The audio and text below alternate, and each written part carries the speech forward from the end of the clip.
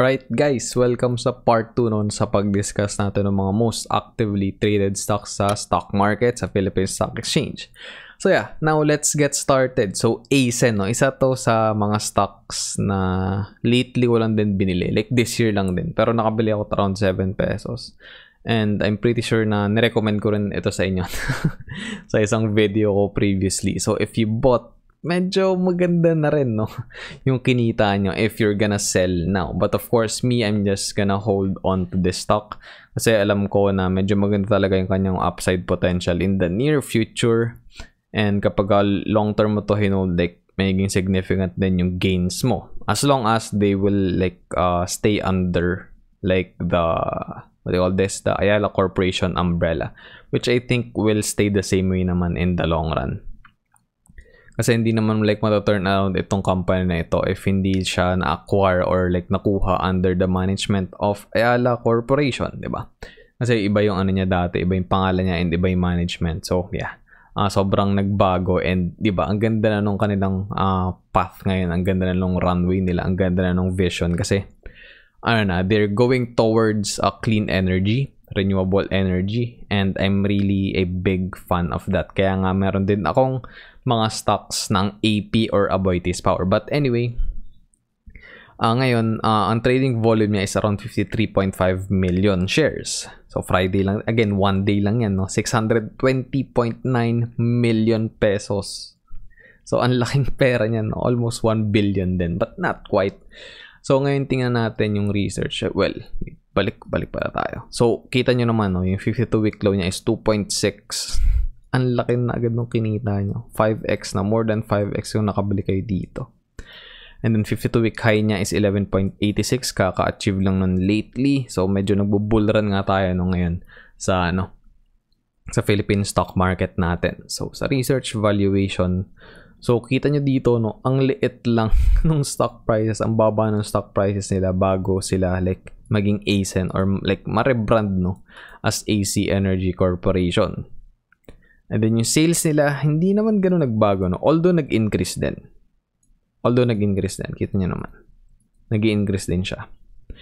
And then yung price to earnings niya, grabe dito, 260. Kasi wala siya masyadong kinita and then tumaas yung presyo niya noong 2019. Ngayon, okay na, 29.40. It's still a bit high, no? Kasi parang yung median or like yung sweet spot is around 15. But 15 or below, medyo underpriced, no? Yung stocks na yun. But para kasi sa ganitong growth stock, I mean 29 is still okay. And okay pa rin bumili at that like parang price to earnings. And ito nga, 8 pa lang siya nun eh. Then financials naman, very healthy, no? So from incurring losses noong 2018, 560 million. Noong 2019, naging 57. Punta na ulit sila sa sa green. So net income. And then last year, billion na yung kinita nila. 3.75 billion pesos. So di ba ang laking difference nung pag-rebrand and nung like pag-restructure ng company. And syempre yung pag-shift ng focus to green and renewable energy. So ang laking effect nun. And then yung borrowing sila is medyo lumaki din, but that's necessary naman to grow the company. And yun nga, this is under the umbrella of Ayala Corporation. So you don't really have to worry about about like liquidity or anything like that. So kailangan mo lang palaging tingnan is yung future cash flow, no, na pwedeng makuha nitong company na ito. And yun nga, yung vision kasi talaga yung renewable and yung clean green energy. Like kailangan na yun mangyari ngayon. Kasi like yes, invest tayo for the future, 10, 20, 30 years. Paano kung wala na tayong like mundo na titiran, like sobrang polluted na, di ba? So you have to invest in these companies na they're doing their part to like contribute na malesen yung pollution and like kahit na it's expensive, it's a bit expensive, di ba, to like convert for example your home na magkaroon ng solar panels and all that. Yeah, it's a big investment, but yung long-term effect nun sa environment natin is sobrang ganda. Okay, although yeah, sabihin natin isang home lang na convert, no, but that still counts. kapag kala tayo, ang ginamit is like renewable and clean energy in the like, sabi natin, siyempre matagal na process yan sabi natin 5-10 years from now. Ang ganda and ang laki ng magiging impact nun, no, sa environment natin. But yeah, that's just my opinion and that's just my thoughts about that. And kaya ako nag-invest din sa company na ito and sa mga, katulad nga ng Aboitiz din. Kasi nga, parang gusto na nilang i-abandon, no, yung like dirty energy like coal and all that. Ako nga binenta ko ng SEC ko kasi diba it's a coal company and I'm not really a fan of that. Although yes, maganda sila kumita but it's not good for the environment again. Medyo na-woke shit tayo dito but you have to think about that then when you're investing. And yeah, solid nga yung sales nila din. So, hindi naman sobrang nag-i-increase but it's still increasing, no? A percentage, a good amount of percentage every year. And then yung debt nga nila is lumaki din. That's yung purpose nga nito is like para mag-grow yung company talaga and para makuha nito yung full potential niya and para ma-ride yung momentum, no? Kasi maganda yung momentum nila ngayon. Although I think this year medyo naging flat, no, yung income nila, but that's fine. It's part of a growing company and yun nga, hindi naman palaging every year is Pasko. Like lagi na lang kasi ito grabe ilang X yan, diba? 570 million, 10x na yun. So basta ewan. Sobrang laki. 60x ba? Tama ba yung math ko? But yeah, anyway, kung mali man yung math ko, I don't really care. Sobrang laki ng in-increase ng income nila from 2019 to 2020. From 57 billion to 3.75 billion. And if you're not sold, then the numbers will really explain everything for you. Kaya diba, from 2.60 naging 11.70 na ngayon. So, ang laki na ng potentially mong kinita. Ako nga, bumili ako at 7 Ang laki na rin ng kinita ko. Almost double na. But yeah, it's really up to you. But yeah, in my opinion, ASEN is a good buy and ASEN is a good company. And yun nga, parang nag-contribute ka rin, no, dun sa green and environmentally friendly efforts natin to preserve our home. Yung earth, syempre, yung ating environment. Now, we're looking at the chart of ASEN. So, kita nyo dito, ito blip to, diba, sa market. So, pagka nag-technical analysis kayo, yan, medyo maganda magbenta ngayon, diba? So, kita nyo naman, dito, naglalaro lang siya, dito sa median, yan, pabalik-balik din siya dito, sa linya na to. And then dito medyo pataas talaga siya ng pataas. Hindi na siya napupunta dito sa lower level ng Bollinger Band. So yan dito, yan. Pagka lumabas siya dun sa volatility bubble, medyo maganda bumili at that price. Yan dito rin. 'Di ba? Kaya nga ako bumili dito at that price point. Kasi nakita ko rin yan. And dito, pwede ka lang mag-take profit dito if you want. Pero kung nag-stick ka lang, 'di ba? Yan. Tumasang ulit yan. Pwede ka mag-take profit din dito, but it's really up to you. Ako hindi ako nag-take profit kasi long-term investor nga, 'di ba? Yung mentality. Hindi ko kailangan i-stress out yung sarili ko. Kasi 'di ba? Sabihin natin yan, nag-take profit ka nga dito. Biglang tumaas pala at 11 pa, 'di ba? Mas malaki pa yung kinita mo. So ako, I'm just accumulating. Pesos averaging lang. Basta consistent lang tayo bumili ng stocks. And ayun nga. Basta naman fundamentalisan yung stock. It's gonna do well in the long term. And yes, nakatempt talaga na i-trade to, yung mga ganyan. I mean, it's really up to you if nag-enjoy ka. Kasi hindi ako nag-enjoy masyado sa day trading or like sa swing trading. So, talaga ako nag-hodl lang ako and I just watch my portfolio grow. And yun nga, diba, like last year, almost 100k na yung losses ko, paper losses ko sa stock portfolio ko. And ngayon, sobrang na-turn around na yun. More than 4-5x na agad yung na-increase ng portfolio ko. So, sobrang solid, diba? Patience lang. And like, it's just a matter of 1 year, more than 1 year lang, no? Yung nirun ng portfolio ko and gano'n na agad yung increase niya. So, yan. Long-term thinking lang talaga. And hindi ka pa masyado masistress, no, sa dapat gigising ako ng 9 o'clock tas magte-trade ako hanggang 1 p.m. So yeah, less stress and less hassle on your part and hindi mo kailangan manood ng chart like 24/7 every day. So yun, ayun nga, less hassle and less stress kapag long term ka mag-i-invest sa mga companies na fundamentally sound. Alright, now last one na tayo, which is BDO or BDO Unibank. So, kung fina-follow nyo naman yung channel, you all know that I'm not really a big fan of banks. Yeah, tayo nag-crypto, diba? But yeah, anyway. I'm not a big fan of banks. I've never held any kind of stock. Kahit na fan ako ng BPI trade. And yung bangko ko is BPI. I've never held BPI stocks. I never bought BDO stocks. I never bought, ano ba yung mga stocks? I think may isa lang akong binili kasi merong potential na magandang upside. I think, ano binili ko dati? PSB ba? Yeah, but binili ko yun dahil lang gusto ko siya i-trade. Gusto ko siya i-swing trade kasi nga sobrang grabe yung binagsak niya. And then yung income naman niya is hindi masyado naapektuhan last year. So kaya ko yung binili. And then yeah, eventually binenta ko rin naman to buy some GMA stocks and to buy some ASEN stocks and some PLDT stocks. So yun yung naging trade-off. Kasi hindi ako masyado fan ng banks. And ngayon, sa current portfolio ko, wala akong hinahold na kahit anong bank-related na stocks. But yeah, anyway, sobrang highly traded din itong BDO. And before naman itong mga malis, itong mga Converge, itong ASEN, well, itong ASEN naman dati pa naka-list, but hindi naman siya sobrang highly traded dati kasi nga, ano pa siya dati, FINMA pa siya dati. And then itong MOND, yan, yung mga bagong listed na yan. Siyempre, sobrang hot niyan ngayon. So, sila yung mga pinaka-active talaga. But before, yan yung mga sobrang active. BDO, yan, call active din talaga yan. BPI, AC, Ayala Corporation, and then yung Ayala Land Ali, SMC, highly traded din yan. JFC, highly traded din yan. But yeah, yan yung mga pumalit ngayon kasi sila yung mga hot. But yeah, ito BDO, andito pa rin siya.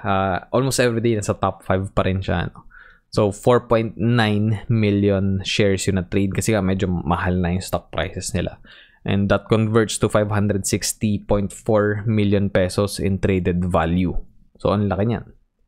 Yung 52-week low niya is 85.85. 52-week high is 118.10 pesos per share. So, ang laki din, no? So, ito, medyo close pa rin tayo dun sa kanyang 52-week high. Punta tayo sa research and valuation. So, kita nyo naman dito, no? Noong 2016 to 2019, medyo malaki talaga yung value ng stock prices ng BDO. And syempre nga, last year, medyo bumaba siya. And di ba, nakita nyo naman, nag-80-ish pesos per share din siya last year kasi nga, nagawa ng COVID. And then, tingnan natin yung sales. So, nag-increase naman siya, no? And 2020 nga, hindi sobra nabawasan, eh. So, solid pa rin yung sales nila. I guess tumaas lang din yung expenses. Sa may expenses. Nito ba? Ba't wala? Yeah, wala. But anyway. Ayan. Wait, hindi pala to financials pa. But yeah, tingnan natin yung financials ulit mamaya. So dito, no, dividend info. Hindi ganun kaganda. Hindi ganun kaganda yung binibigyan nilang dividends. So last year na yung pinakamataas. And noong 2016, 1.12%. But I believe quarterly sila nagbibigay. Yes, quarterly. And very consistent naman. But hindi talaga ganun kalaki yung yield na makukuha niya in comparison to other stocks, no? Na around 4 to 5% or even 6% yung binibigay na dividend yield every single year, which is very, I'm a big fan of, di ba? Yung mga gusto nating stocks or yung mga gusto kong stocks para sa akin, personally. Yung dividend payout is hindi rin ganun kalaki.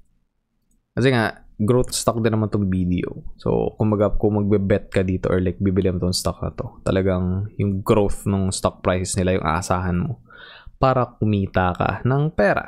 Diba? So, financials nila, dito syempre wala silang utang kasi sila yung nagpapautang. Kasi bangko to, diba?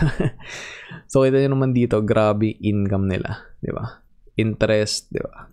Net interest, so grabe. Ang laki. Kahit last year, hindi sobrang nabawasan, no? Oo nga, no? Wala masyadong nabawasan. So, wala masyadong nag-default sa kanila. Ang galing naman.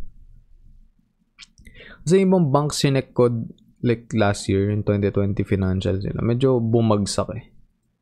So, ibig sabihin nag-default. So, magaling mag-check, no? Yung BDO bago sila like magbigay ng loan. So, yeah, that's good. That's good for them. Yung total income, 212 billion. Grabe, laki, no? Grabe, assets nila. 3.3 trillion pesos. Wow. Grabe, brah. Can't even imagine how much money that is. I mean, yeah, assets naman yun, so hindi lang siya puro cash, but still. There's a lot of money for one company. So yeah, yun nga. Pag sa bangko naman kayo mag-invest, syempre, wala kayong problema sa utang kasi nga sila yung nagpapautang, di ba? But if you're a crypto enthusiast and hindi ka fan ng current financial system natin, I mean, you wouldn't buy this stock. Ako kaya I'm not buying this kasi nga medyo, you know, kung alam niyo yung story behind the financial crisis in 2008 and 2009, yeah, sobrang grabe yung bailout dun sa mga bangko, di ba? Na ang dami nawalan ng pension, ang dami nawalan ng trabaho, and then like binail out lang ng government yung mga banks so that they can continue operating. Even though sila may mga kasalanan, no? So ang dami nilang binibigay na like parang loans na hindi naman na chine-check, no? Or nire-recheck yung binibigyan nila ng loan dun sa mga bumibili ng mga bahay at that time. Well, sa US naman yun. But yeah, I believe it's the same thing here in the Philippines. And lalo na dito sa atin, diba? We're a third world country. And yeah, I don't really trust these banks. And yun nga, diba? Parang sobrang minamaliit nila tayo. Kasi, for example, yung BPI, they're blocking certain transactions that we make. Like for example sa Binance, we can't buy anything, any crypto, any hindi tayo pwede makipag-transact basically sa Binance kasi it's too quote-unquote risky. So parang sinasabi nila na hindi mo alam yung ginagawa mo, alam namin yung ginagawa namin. So we are preventing you from making that mistake. But I mean, do they really know better than us? I don't think so. Yes, matagal na silang institution and they're in this business for like decades. But you should have like the freedom on how you spend your money. And yes, it could be a mistake. Yeah, high risk talaga yung crypto, but it's your nasa sa'yo yun. It's your money. And nasa yun kung mawala yun na like maglalaho lang, diba? Kasi nga, pag nag-invest ka naman sa mga ganitong risky assets or risky crypto, whatever, or kahit ano pa investment, may risk naman talaga eh. And yun nga, ang kailangan mo lang i-measure yung risk appetite mo. And yeah, kailangan mo i-manage din talaga yung risk mo. Ang ayoko lang talaga is yung parang, what do you call this? Yung parang notion nun na we're not capable of like managing our own finances and we're not educated enough. So yeah, that's kinda offensive on my part. I mean, for me personally, you know, sabihin nila binablock namin yung transaction na yun. And yeah, even if you talk to them, like I tried, ayaw pa rin nila. Sabihin nila, hi Rizal, it's just a waste of time to like argue with them kasi they won't allow it. Kasi nga, it's a threat sa kanilang institution, di ba? Yung crypto. Decentralization is a threat to them kasi they are centralized. Di ba? Central bank nga eh. And then ito yung mga galamay ng central bank, ito mga banks nito, ito mga corporations na ito. But yeah, I mean, we're still early, no? Din sa crypto. Sa decentralization, sa blockchain, we're still early. And there are a lot of ways to like invest in. So ayun, let's just make 2 cents on the matter. And yeah, let's just finish this off sa charts, no, ng BDO. Alright, so eto na nga, no. So currently, wala na masyadong blip sa market sa charts nito. So dito medyo magandang bumili, 98 nung May. Dito okay pa din, no. So mga 100-ish, 104. Dito nag-dip palalo, 102.30. So, kung ganun kung dito ako bumili, okay pa rin. So, current market price na 113.30. Goods pa rin yung kinita mo. Diyan na natin ilagay. So, So, nasa 10.22% pa rin yung kinita mo kung bumili ka dito sa mga blips na to sa market. Then, lalo na kung mas early on ka nag-invest. Pin natin dito. Yan, di ba? 14%. Then, lalo na kung dito ka bumili dito sa part na to. So, ang laki lalo nung kinita mo. Sabihin natin, bumili ka nung nag-dip, nung... Huwag na yung sobrang bottom, like dito na lang, on average. Yan. Grabe na yung kinita mo. Ilang percent to? 32. 32.84%. Hindi siya comparable na sa earnings. For example, sa crypto, kung nag-invest o nag-dip last year. Kung like involved ka na sa crypto.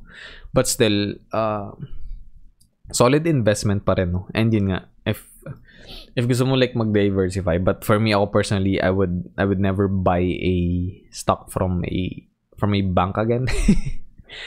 I would rather put my money sa mga DeFi projects na solid, or like syempre Bitcoin and Ethereum, instead of like dito sa stock na to na, you know, medyo crooked. Crooked yung past, and yun nga, sobrang centralized. But yeah, that's just my opinion, and it's really up to you kung saan nyo dadalhin yung pera nyo. But again, ako personally, I would not invest in this stock. Kahit pa sobrang tumaas ng dividend payments, so sabihin natin 10% a year yung bibigyan ng dividends, which I doubt na mangyayari yun ever. Kasi diba yung savings account nga sa mga bank, like 0.0 something percent yung interest, so they would never give out that kind of dividends in the future. But yeah, yung capital gain upside, yes, it's okay-ish, and ayun nga, yung risk is sobrang manageable, no, if you invest in this particular stock. So for like newbies, it's a pretty good investment, and it's a pretty good bet. But you know, if you want to like maximize yung capital mo, yung potential ng capital mo, yung potential gains mo, mas okay na mag-invest sa mga medyo mababa pa yung market cap dito sa stock market na nagbibigay ng solid dividends, na nagbibigay ng nagbi-bring in ng consistent income. And yeah, may capital gain upside pa rin naman yun kahit na consistent sila nagbibigay ng dividends. Like, you know, tell na lang, diba? PLDT and Group, like, solid sila magbibigay ng dividends, 4% to 5% every single year. Pero kita nyo naman yung growth, no, ng stock prices nila. So, it doesn't really matter kung nagbibigay sila ng dividends or hindi. But, mas solid, no, kung magbe-benefit ka dun sa capital increase from the stock prices going parabolic, or like sobrang tumaas ng stock prices, at the same time na-enjoy mo yung benefit na binibigyan ka nila ng dividends consistently every single year. Iba nga, di ba, yung Globe nga quarterly sila nagbibigay 3 times a year. Same thing with PLDT, twice a year, 3 times a year din nagbibigay. So, di ba, like it's a win-win for you. So, yun lang, guys. We're gonna end the episode here. Sana may natutunan kayo. And if umabot kayo at the end of this episode, thank you very much. I appreciate you. Huwag niyong kalimutan i-smash yung like button kasi sobrang nakakatulong yun sa algorithm ng YouTube. And if bago ka naman sa channel, click mo na yung subscribe button and ring the notification bell para wala kang mamiss out sa mga uploads ko every single week. Follow me on my social media platforms at MNPSPH. I'm on TikTok, Facebook, Instagram, and Twitter. Another way to support the channel is through the YouTube membership. Click mo lang yung link dyan sa description sa baba to know more about it. Thanks again for watching and listening, everyone. Stay safe. I'll see you on the next episode. Always remember, be Peso smart.